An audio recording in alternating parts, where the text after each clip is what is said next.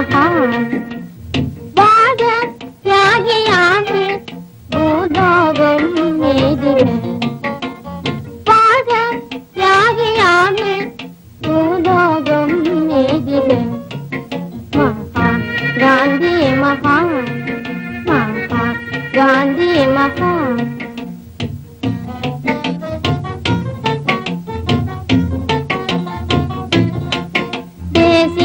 सेवा गुरु देवी पूजा गुरु देशीय सेवा गुरु देवी पूजा गुरु जग सेवये पुरिंदाय जग ज्योतिया निरंदाय जग सेवये पुरिंदाय जग ज्योतिया निरंदाय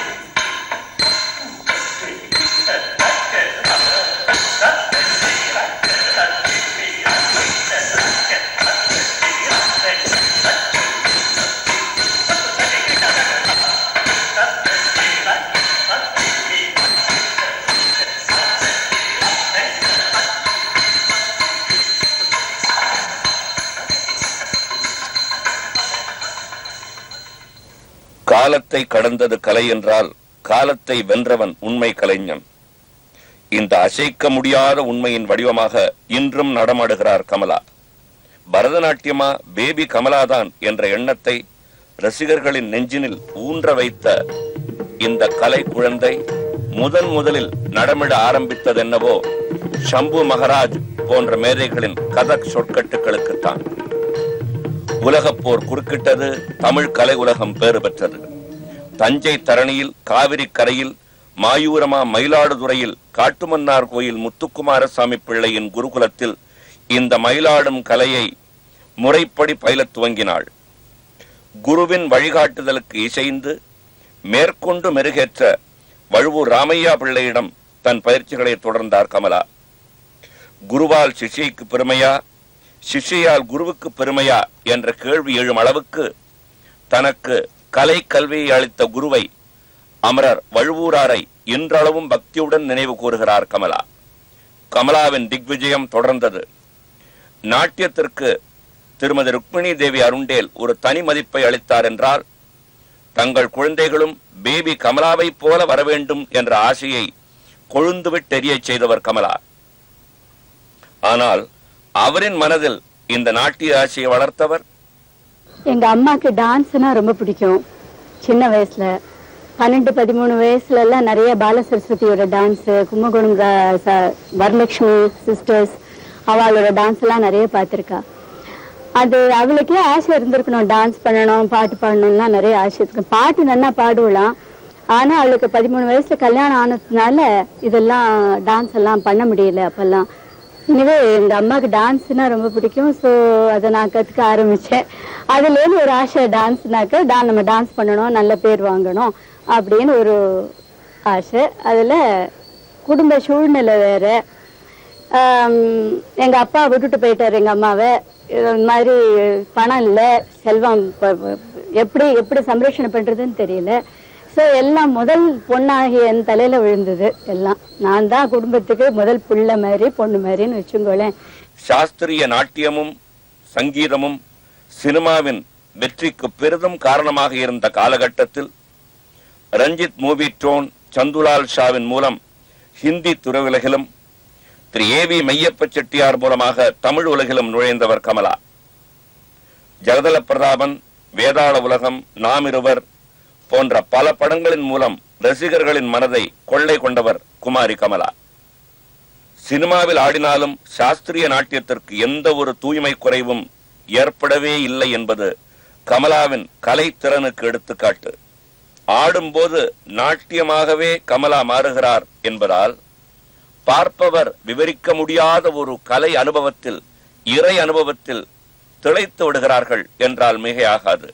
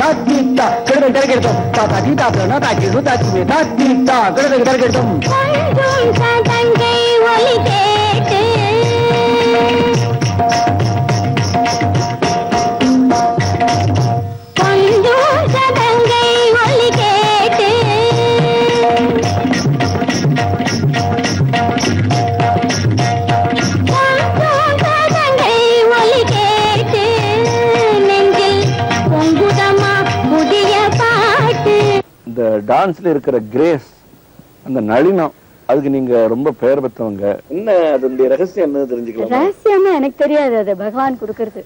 என்னோட அமைப்பு, என்னோட பாடியோட அமைப்பு, என்னோட காலோட அமைப்பு, கைகளோட அமைப்பு, இந்த டான்ஸே ஒருத்தரோட அங்க லட்சணங்களை பொருத்தி இருக்கு அந்த டான்ஸோட மூமெண்ட். இப்ப நான் போடுற ஒரு மூமெண்ட்டை இன்னொரு ஆர்டிஸ்ட் போட்டாள்னா அவ வேற தினசா இருக்கும். ஏன்னா அவ கால் வேற தினசா இருக்கும், கை வேற தினசா இருக்கும். அது மாதிரி அவளோட மனோபாவம் வேற தினசா இருக்கும். டான்ஸும் மனோபாவமும் ரொம்ப, அதாவது நீங்க யாரா இருக்கீங்களோ அது உங்க டான்ஸ்ல வருது. உங்களோட ஸ்வபாவம் அந்த டான்ஸ்ல வருது. உங்களோட என்னதான் நீங்க ஒரு வில்லன் மாதிரி ஆக்ட் பண்ணி எல்லாம் பண்ணினா கூட அதுல ஒரு விரசமா இருக்காது, ஒரு இது இருக்காது. அதுல ஒரு சாத்விக கலையோ ஒரு அழகோ வருது. அது பிசிக்கல், கம்ப்ளீட்லி பிசிக்கல். அது பகவானோட இது.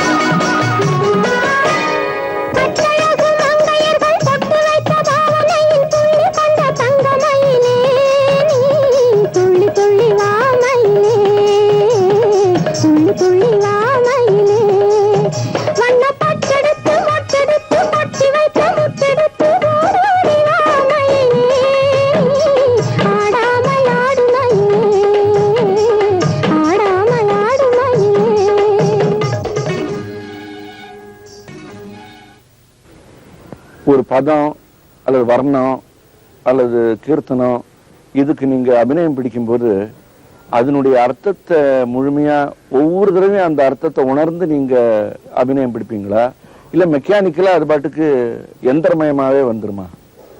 இல்ல, அதாவது வர்ணத்தை பண்றத முன்னாடி அந்த சுவாமியோட கதைகள் எடுத்துப்போம். ஃபர்ஸ்ட் எந்தெந்த இதுல நான் நிறைய புராணங்கள்லாம் கேட்கறது உண்டு. எனக்கு அதுல ஈடுபாடு ஏன்னாக்கா நான் அந்த கதைகளை நான் அபிநயத்துல காமிக்கிறேன். இப்ப அந்த கதைகளை நான் மனசுல வாங்கிண்டு இப்ப ஒரு ராதை கிருஷ்ணருக்கா காத்துட்டு இருக்கான்னா அந்த காத்துட்டு இருக்கிறது எத்தனை விதமா காத்துட்டு இருப்போம். தன்னை அலங்காரம் பண்ணிப்போம், காத்துட்டு இருப்போம், இன்னும் காணுமேன்னு பார்ப்போம் இல்லையா? அந்த மாதிரி ஒரு அலங்காரங்களோட இது. அப்புறம் காத்துட்டு இருக்கிறது ஒரு பொறுமை இல்லாம போயிடும். ஐயோ இத்தனை நாள் ஆச்சு இன்னும் காணுமே அப்படிங்கிற ஒரு இது. அந்த அபிநயம் பண்ணி பண்ணி எனக்காகும். அதுலயே கற்பனைகள் புதுசா உருவாகும்.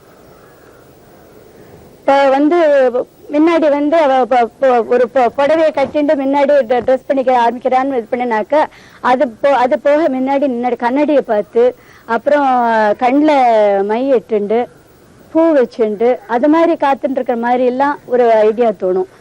இப்படி கற்பனை தான் இதெல்லாம், அத்தனையும் கற்பனை தான். ஸ்டீரியோ இதுவே கிடையாது. அதுவும் என்னோட அபிநயத்துல எல்லாரும் சொல்றா நான் ஒரு தரம் பண்ணிருந்த ஒரு தரம் பண்றது இல்லை அப்படிங்கிறா. அது ஏன்னா என்னோட மனசு ஓடின்னு இருக்கு. நான் டான்ஸ் பண்றதுல ஒரு சினிமா படம் மாதிரி என் மனசுல அந்த கதை ஓடின்னு இருக்கு. அந்த ஓடின்னு இருக்கத நான் அந்த இதை அப்படியே பண்ணிட்டு இருக்கேன் அபிநயமா. எனக்கு வேற எந்த சிந்தனையும் கிடையாது. நான் டான்ஸ் பண்றதே ஆடியன்ஸ்ல கூட்டம் இருக்கான்னு தெரியாது, பக்கத்துல யார் இருக்கான்னு தெரியாது, பேசுறாளான்னு தெரியாது, ஒன்றும் தெரியாது. என் பூ விழுந்ததுன்னா விழுந்ததுதான், எது விழுந்ததோ அவ்வளவுதான். நான் அதை பத்தி கவலையே பட்டது கிடையாது. அந்த கான்சென்ட்ரேஷன். ஸோ அதனாலதான் அபிநயமே வருது. இப்ப தன்னை மறந்து இருக்கணும் ஒருத்தர். தன்னை மறந்த நிலை எப்ப வருது, அதான் யோகிகள் நிலைன்னு சொல்லுவா.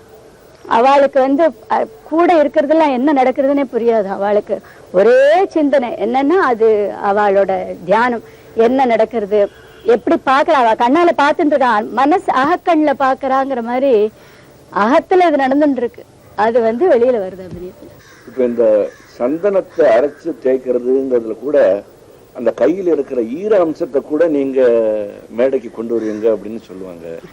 அது சந்தனம் அரைக்கிறதே ஒரு பார்வை, ஒரு கண்ணன் மேல ஒரு பார்வை. அந்த சந்தனத்தை அரைச்சு இப்படி அரைச்சு அதை எடுத்து இப்படி ஸ்லோவா, ரொம்ப ஃபாஸ்டா. ரொம்ப பேர் என்ன பண்றா, ரிதம் இருக்கணும், இல்ல ரிதம் இருக்கணுங்கிறதுனால பண்ணுவா. ரிதம் ஸ்லோவாவும் பண்ணலாம், ஃபாஸ்டாவும் பண்ணலாம் இல்லையா? ஸோ அது மாதிரி அதெல்லாம் சொல்ல முடியாது, டூ டெக்னிக்கல் திங்ஸ். சரி, இப்போ இந்த ரிதம்னு சொன்ன போது நீங்க ரிதத்தையும் பார்த்துக்க வேண்டியிருக்கு, பாவத்தையும் பார்த்துக்க வேண்டியிருக்கு, பாட்டினுடைய அர்த்தத்தையும் பார்த்துக்க வேண்டியிருக்கு, ஆடியன்ஸையும் பார்த்துக்க வேண்டியிருக்கு. இதுல நீங்க எதுக்கு ப்ரையாரிட்டி எதுக்கு கொடுத்துன்னு வருவீங்க உங்க டான்ஸ்ல? ரிதம் மனசுலயே இருக்கு, லயம் உடம்புலயே இருக்கு. அபிநயம் தான் அப்கோர்ஸ் நான் சொல்லிட்டேன் முன்னாடியே, இந்த மாதிரி மனசுல அந்த அபிநயம் வச்சுக்கிறதுனால அதை தன்னால அபிநயம் விட்டுருது. அபிநயம் ரொம்ப எனக்கு ஈஸியா விட்டுருது அபிநயம். ரிதம் கொஞ்சம் யோஜனை பண்ண வேண்டியிருக்கு இப்ப, அந்த காலத்துல இல்ல. நல்ல ஞாபக சக்தியோட பண்ண முடிஞ்சது, இப்ப கொஞ்சம் சிரமப்படுறது. அண்ட் நான் என்னோட டான்ஸ்ல எல்லாம் எப்பவுமே போஸுகளுக்கு ரொம்ப இடம் கொடுப்பேன். இந்த கர்ணங்கள் நொட்டு சொல்லுவா, அந்த 108 கர்ணங்கள்ல சில கர்ணங்கள், கஷ்டமான கர்ணங்கள் என்னால பண்ண முடியாது, பாக்கி எல்லாம் ஓரளவுக்கு பண்ண முடியக்கூடிய சக்தி இருந்தது. அதெல்லாம் கால் எடுத்து போச்சு. அந்த போசஸ் ரொம்ப முக்கியம். எப்போ ஒரு டான்ஸ்ல சும்மா விரும்பின பின்னாடி கையை எப்படியே வச்சுன்னு போயிட்டு இருந்தா ஆடியன்ஸுக்கு போர் அடிக்கிறது, என்ன பண்றதுன்னு தெரியல அவளுக்கும். திடீர்னு பேச ஆரம்பிச்சிடுவா பக்கத்துல இருக்கிறவாள்லாம், என்ன ஆச்சு ஏதாச்சுன்னு. ஏன்னா அவளுக்கு கான்சென்ட்ரேட் பண்ண முடியல, அவளுக்கு வேற ஒன்றும் தெரியல, இங்க புதுசா ஒன்றும் நடக்கல. அதனால அதெல்லாம் கொஞ்சம் வெரைட்டியா மாத்தினேன் எல்லாத்தையும். இந்த சைடு நட போறது மாத்தணும், பின்னாடி போறது நட மாத்தணும், exit and entrance of the stage, இதெல்லாம் கான்சென்ட்ரேட் பண்ணணும். இதெல்லாம் முக்கியமான சமாஜம். முதல்ல கதக் கத்துக்க ஆரம்பிச்சுட்டு அதுக்கப்புறம் நீங்க பரதநாட்டியம் இவர்கிட்ட கத்துனீங்க. ஆமா, அதுக்கப்புறமும் நீங்க கதக்கு போனீங்களா? கதக் பண்ணினேனே. ஹிந்தி சினிமால எல்லாம் இதுல இப்ப சோரி சோரி, அப்புறம் இது கட்புத்லி, இதுல எல்லாம் ஹிந்தி தில்லானாவும் பண்ணியிருக்கேன், அப்புறம் கதக் பண்ணியிருக்கேன், கோபி கிருஷ்ணா சொல்லி கொடுத்து. ஏன்னா கதக் நான் முன்னாடி ஆரம்பத்துல கத்துன்றதுனால அதனால கொஞ்சம் நிறைய பலன்கள்லாம் இருக்கு கதக்ல. இந்த சுத்துறதெல்லாம் ரொம்ப அழகா சுத்துவேன் நான். அது பாக்கி பேருக்குலாம் கொஞ்சம் கஷ்டப்படுறாங்க சுத்துறது. அப்புறம் நான் தான் முதல்ல அந்த இது நாதர்முடி மேல இருக்கும் நாகப்பாம்பை பண்ணேன், வளைஞ்சு உடம்பு அவ்வளவு நல்லா வளையும். அப்ப அவ்வளவு நல்ல எக்ஸசைஸ் எல்லாம் பண்ணி எல்லாம் 24 மணி நேரமும் டான்ஸ் தான் சார் எனக்கு. அப்ப வேற எந்த சிந்தனையும் கிடையாது.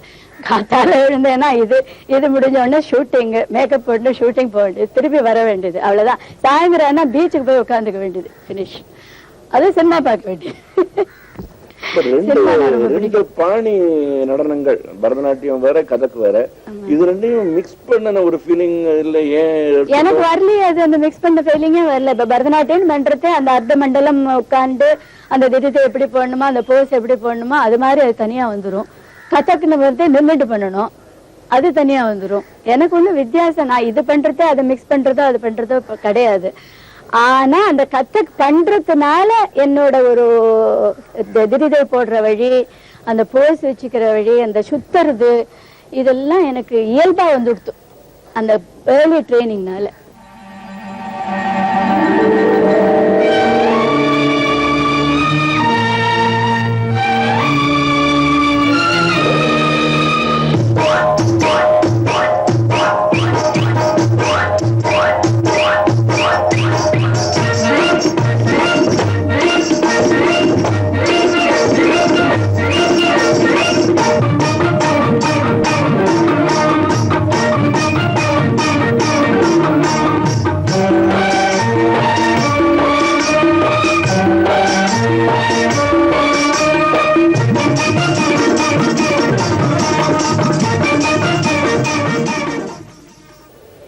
வந்து மத்தவங்க கச்சேரிகள்லாம் போய் பார்த்தது உண்டா, கேட்டது உண்டா? இல்ல அதனால நம்ம பாணி அஃபெக்ட் ஆயிடும்னு பயந்துண்டு? நெவர். எனக்கு எல்லார் கச்சேரியும் டான்ஸ் பார்க்கணும்னா ரொம்ப பிடிக்கும். வைஜெயந்தி மலா டான்ஸ் பார்ப்பேன், அவர்துல இருக்கிற நல்லதெல்லாம் எடுத்துப்பேன். அப்புறம் நம்ம யாமினி கிருஷ்ணமூர்த்தி டான்ஸ் பார்ப்பேன். இன்னும் யார் நிறைய பேர், ஈவன் யங்ஸ்டர்ஸ், இந்த காலத்துல யங்ஸ்டர்ஸ் டான்ஸே நான் போய் பார்க்கறது, யார் யார் நன்னா பண்றா. பிகாஸ் டான்ஸ் வந்து இட்ஸ் ஹாபி மாதிரி. இப்ப ரெண்டு பேரும் ஒருத்தர் விளையாடுற மாதிரின்னு வச்சுக்கோளேன். இப்ப விளையாட்டுல நீயும் ஜெயிக்கலாம், நானும் ஜெயிக்கலாம், அதை பத்தி கவலை இல்லை. யார் ஜெயிக்கிறாங்கிறது முக்கியம் இல்ல, இந்த விளையாட்டுல ஒரு சந்தோஷம். அதனால ஒரு ஆர்ட் பாக்குறதுல, ஒரு பாட்டு கச்சேரி கேட்கறது, பாட்டு எனக்கு ரொம்ப பிடிக்கும். பாட்டு ஆரம்பத்துல இவர் எஸ் பாலசுப்ரமணியம், ராம்நாத் கிருஷ்ணன் இவாள்கிட்டலாம் பாட்டு கத்துட்டு இருக்கேன். நல்ல எனக்கு ஒரு சங்கீத ஞானம் அவளால வந்திருக்கு. எனக்கு அந்த சங்கீத ஞானம் இருக்கிறதுனால இந்த டான்ஸுக்கு இந்த ராகத்தை நீங்க போட்டு எல்லாம் பொருத்தமா இருக்கும்னு எனக்கு தோணக்கூடிய ஒரு சக்தி கொடுத்துருக்காரு சுவாமி இந்த சங்கீதத்தினால. அதனால எல்லா ஆர்டிஸ்டும் பார்க்க வேண்டியதுதான், எல்லாரும் எல்லா டான்ஸையும் பார்க்கணும். இதுல ஒன்றும் தப்பே கிடையாது. நல்லதை நன்னா இருக்குன்னு சொல்லிட்டு போங்க, நன்னா இல்லாத இதை கொஞ்சம் மாத்திக்கலாம், இதை கொஞ்சம் நன்னா பண்ணிருக்கலாம் அப்படின்னு சொல்லலாமே, இதுல ஒன்றும் தப்பே இல்லையே. அந்த காலத்துல இருந்த நடன கலைஞர்கள் இந்த காலத்து நடன கலைஞர்களுக்கு அதான வித்தியாசம் தெரியுதா? அந்த காலத்துல ஆர்டிஸ்ட் வந்து ரொம்ப குறைவா இருந்தா. ஏன்னா டான்சர்ஸ்ங்கிறது கொஞ்சம் குறைவா இருந்ததுன்னாக்க ஜனங்களுக்கு ஒரு அபேட்சை இருக்கணும், நிறைய பார்க்கணும்னு ஒரு ஆசை வரும். இன் அபண்டன்ஸ் வந்துன்னு வச்சுக்கோங்க, திகட்டி போயிடும் ஜனங்களுக்கு. அதனால இந்த காலத்துல என்ன ஆச்சுன்னா, சங்கீதம் பாடுறவாளும் நிறைய ஆயிட்டா, டான்ஸ் பண்றவாளும் நிறைய ஆயிட்டா. சோ ஜெதிக்குவர்கள் என்ன பண்றதுன்னு தெரியல. அவ வந்து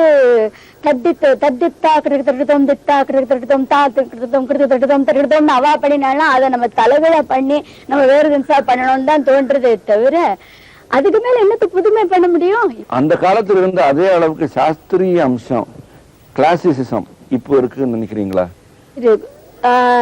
கொஞ்சம் அது குறையத்தான் குறையுது சில சமயம். ஏன்னா அவளுக்கு இந்த ஜனங்களை எப்படி அட்ராக்ட் பண்றதுன்னு புரியல. ஏன்னா ரொம்ப சாஸ்திரமா எடுத்துட்டாக்க ஜனங்களுக்கு ஒண்ணும் புரிய மாட்டேங்கிறது. அவளுக்கு புரியும்படியா கொஞ்சம் ஜனரஞ்சகமா பண்ணணும் அப்படின்னு சில பேர் என்ன பண்ற ஐடியாஸ் வேற கொடுக்க ஆரம்பிச்சிடுறா.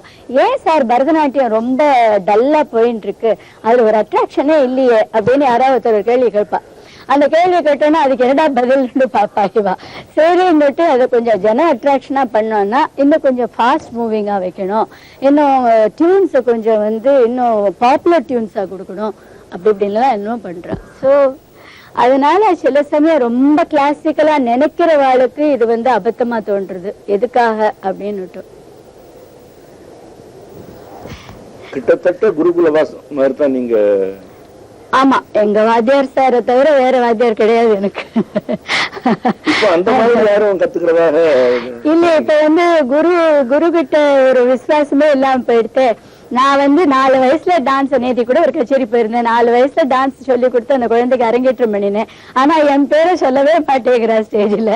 இந்த முதல் அரங்கேற்றம் பண்ணினது இவாள்னு ஒரு வார்த்தை சொல்றதுனால அவளுக்கு குறைவில்லையே, அது என்னமோ சொல்ல மனசு வர மாட்டேங்குது. இந்த நாட்டிய விமர்சனங்கள் பத்தி நீங்க என்ன நினைக்கிறீங்க? விமர்சனங்கள் வந்து இன்னும் கொஞ்சம் தெம்பு கொடுக்கற மாதிரி எழுதலாம். ஏன்னா சில பேர் என்ன பண்றா, ரொம்ப கிரிட்டிசைஸ் பண்ற மாதிரி ரொம்ப மட்டமா எழுதிடுறா. சோ இந்த மாதிரி எங்க மாதிரி ஆர்டிஸ்டுக்கு கொஞ்சம் பார்த்தாக்க சரி, பாவம் கமலா அந்த காலத்துல பண்ணினார், இன்னைக்கு கொஞ்சம் பண்ண முடியல, அதனால பரவாயில்ல சுமாரா இருந்தது அப்படிங்கறதோட எங்களை விட்டுட்டாக்க பெட்டரா இருக்கும். ரொம்ப ரொம்ப ரொம்ப கிரிட்டிசைஸ் பண்ணாக்க கொஞ்சம் மனசு கஷ்டமா தான் இருக்கு. பாரு இப்படி எல்லாம் எழுதுறாளே, இப்படி எழுதணுமா அப்படின்னு தோன்றுறது. ஏன்னா சில பேர் நான் பார்த்திருக்கேன் கிரிட்டிசைஸ் பண்றவாள்லாம், சில பேர் நான் டான்ஸ் பார்த்தே சுமாரா பண்றவாளெல்லாம் ஓஹோன்னு எழுதி வைக்கிறா. அதனாலதான் மனசு கஷ்டம் வருது. இப்ப என்னை விட நன்னா பண்றவாள அவ நன்னா பண்றான்னு சொன்னாக்க எனக்கு ஆட்சேபனையே கிடையாது. I feel very happy. நீங்க வளர்ந்து வந்த காலத்துல வந்து விமர்சனங்கள் ஏதாவது உங்களை பாதிச்சிருக்கா? அப்படின்னு இல்ல, அப்படின்னு அப்பெல்லாம் தெம்பு சின்ன வயசு, அப்பெல்லாம் யார் எது வேணா எழுதிக்கிட்டோம், நமக்கு என்ன, நம்ம பண்றது கரெக்ட், நம்ம பண்றத பண்ணுவோம் அப்படிங்கிற ஒரு தைரியம். இப்ப நம்ம சூழ்நிலை, நம்ம பண்பாடு இதெல்லாம் விட்டுட்டு இப்ப அமெரிக்கால போய் நீங்க ஆல்மோஸ்ட் செட்டில் ஆயிட்டு 12 வருஷம் ஆகுது அமெரிக்காவுக்கு போய். 1980 போனவா. ரொம்ப சிரமப்பட்டிருக்கேன். வசதியான இந்த வீடு காரு இதெல்லாத்தோட இந்தியால இருந்துட்டு நாங்க போய் பஸ்ல கஷ்டப்பட்டு நடந்து இப்படி எல்லாம் டான்ஸ் கிளாஸ் ஆரம்பிச்சு எல்லாம் பண்ணினேன். ஏதோ ஒரு வீம்பு, அது ஏன் இப்ப நான் போனேன்னு கூட எனக்கு தோன்றுறது. வயசு நம்ம ஒவ்வொரு லைஃப்ல ஒவ்வொரு கோணத்திலையும் ஒவ்வொரு தினசம் நினைக்கிறோம். ஒரு டயத்துல இருக்கிறத நம்ம ஏன் அதை பண்ணப்படாதுன்னு தோன்றுறது. கொஞ்ச நாள் கழிச்சு அதை பண்ணின அப்புறம் நம்ம ஏன் பண்ணினோம்னு தோன்றுறது. அந்த மாதிரி ஒரு நிலைமையில இப்ப வந்திருக்கேன் நான். பரதநாட்டியத்துல நீங்க ஈடுபட்டதுனால உங்க வாழ்க்கையில ஏற்பட்ட அனுபவங்களை கொஞ்சம் சொல்ல முடியுமா? என்னோட அனுபவம் நன்னாவே இல்லை நிஜமாவே. எல்லாரும் எங்க ஆத்துல எங்களை கல்யாணம் பண்ணிக்கணும்னால எல்லாரும் 10 தடவை யோசனை பண்ணா. எல்லா ஃபேமிலியும் வந்து அந்த பொண்ணு வேண்டாம், அவ டான்ஸ் பண்றா, அவ வந்து உனக்கு சமைச்சு போட மாட்டா, வீட்டை பாத்துக்க மாட்டா, இதெல்லாம் எதுக்கா போய் விடுற அப்படிலாம் சொல்லி விட்டுட்டா. அதனால அந்த சிரமெல்லாம் நிறைய பட்டிருக்கேன் நான். கடைசியில எப்படியோ கல்யாணம் ஆச்சுன்னு வச்சுங்களேன், அதுவும் காதல் திருமணம். அதனால நான் ஒழுங்கா நடந்தது. இல்லைன்னாக்கா அரேஞ்ச் திருமணமுக்கும் எனக்கும் ராசியே கிடையாது. பரதநாட்டியத்தை எடுத்துட்டதுல என் வாழ்க்கையில ஏற்பட்ட பல கஷ்டங்கள் எல்லாம் நான் வந்து சகிச்சுட்டு இருக்கேன். எத்தனையோ கஷ்டங்கள் வந்திருக்கு எனக்கு லைஃப்ல. ஒவ்வொரு தடமும் இந்த கஷ்டத்தை நினைச்சிருந்தாக்கா சில பேர் இது தற்கொலையே பண்ணிக்கலாம்னு தோணும். நான் அதெல்லாம் பண்ணிக்காம நான் வந்து இன்னும் இந்த உஷரோட இருக்கேன்னாக்கா அந்த டான்ஸ்னாலையும் அந்த தெய்வ பக்தியினால. எனக்கு ரொம்ப தெய்வ பக்தி ஜாஸ்தி. ஸோ எப்போ வந்து ஒரு கஷ்டம் வந்தாலும் போய் சுவாமிகிட்ட கேட்பேன், எனக்கு இது மாதிரி கஷ்டத்தை கொடுத்துட்டு எனக்கு எப்போ நீ ரிலீஃப் கொடுக்க போறேன் அப்படின்னு கேட்பேன். அவர் சொல்றது எனக்கு காதுல விழாது, எனக்கு புரியாது. ஆனா இருந்தாலும் ஏதோ ஒரு மனசுல ஒரு இது, சரி அவர் கேட்டுட்டார், எனக்கு நல்லது பண்ணுவார், அவ்வளவுதான். இப்ப உங்களுக்கு இன்னும் பிறக்கணும். நான் வந்து எனக்கு இந்த பூர்வ ஜென்மங்கள், என்னோட ப்ரீவியஸ் ஜென்மத்திலேயே நான் வந்து ஒரு டான்ஸரா தான் இருந்திருக்கணும்னு எனக்கு தோன்றுது.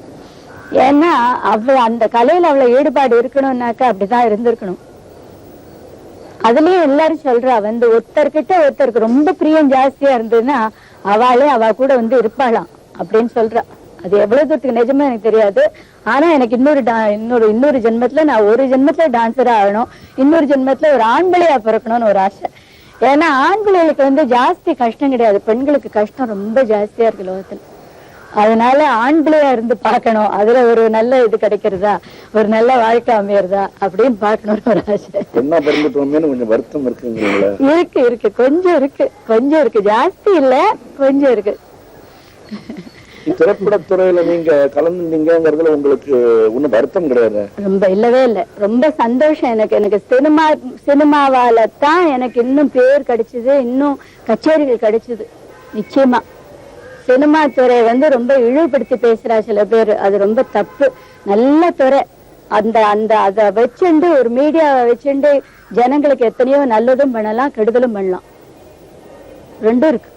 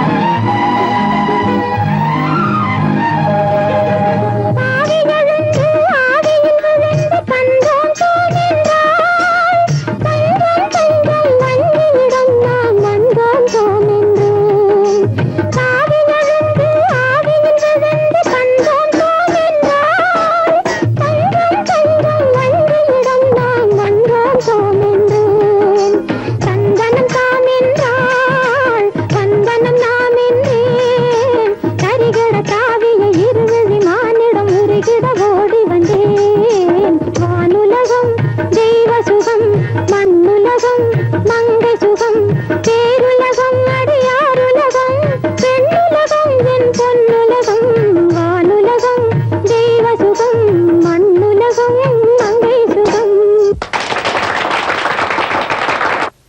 இப்போ ரொம்ப சின்ன வயசுலயே இந்த நாட்டியத்துறையில ஈடுபட்டு ஒரு அரை நூற்றாண்டுக்கு மேலாவே நீங்க இந்த துறையில இருந்துன்னு வந்திருக்கீங்க. நம்ம இப்ப டான்ஸ் கத்துக்கிறவங்க, ஆடுற சின்னவங்க, அவங்களுக்கு நீங்க ஏதாவது சொல்ல விரும்புறீங்களா? பொறுமை வேணும், அவ்வளவுதான். இந்த யங்கர் ஜெனரேஷனுக்கு கொஞ்சம் பொறுமை மட்டும் இருக்கு. எப்பவுமே சின்ன வயசுல பொறுமை குறைச்சல் தான். அவளுக்கு உடனே எல்லாம் சித்தி ஆயிடணும்னு தோன்றது. உடனே பேர் வாங்கணும், உடனே பணம் இது பண்ணணும், ஒரு பத்மபூஷன் அவார்டு வாங்கணும், அது வேணும் இது வேணும் எல்லாம் வந்துட்டுருது அவளுக்கு. அது கிடைக்காதனால சில சமயம் ஒரு ஏமாற்றமும் இருக்கலாம். இந்த கலையினுடைய வருங்காலம் பத்தி என்ன நினைக்கிறீங்க? கலையோட வருங்காலம், கலை அழியாததே, காலத்தால் அழியாதது கலை. தெய்வம் கலை எல்லாம் அழியவே அழியாது. நீங்க வருங்காலத்துல வேற இன்னும் ஏதாவது சாதிக்கணும்னு ஆசைப்படுறீங்களா? இன்னும் சாதிக்கணும்னு நான் ஒன்னும் ஆசையே படலை. எனக்கு இன்னும் எல்லாம் என் கவலையெல்லாம் தீர்ந்து நான் நிம்மதியா இருக்கணும்னு ஆசைப்படுறேன். ரொம்ப கவலை ஜாஸ்தியா போயிடுது எனக்கு. என் கவலையெல்லாம் தீர்ந்து நிம்மதியா, அப்பா என் கவலையெல்லாம் போச்சுன்னு சந்தோஷமா சிரிக்க மாட்டோமா வாயை திறந்துன்னு ஒரு ஃபீலிங் இருக்கு. ரொம்ப ஹெவியா இருக்கு மனசுல, துக்கம் கஷ்டம். ஸோ அது சரியா ஆகணும். ஆச்சுனாக்கா I will be very happy. நானும் அதுக்காக வேண்டிக்கிறேன். வேண்டிங்க.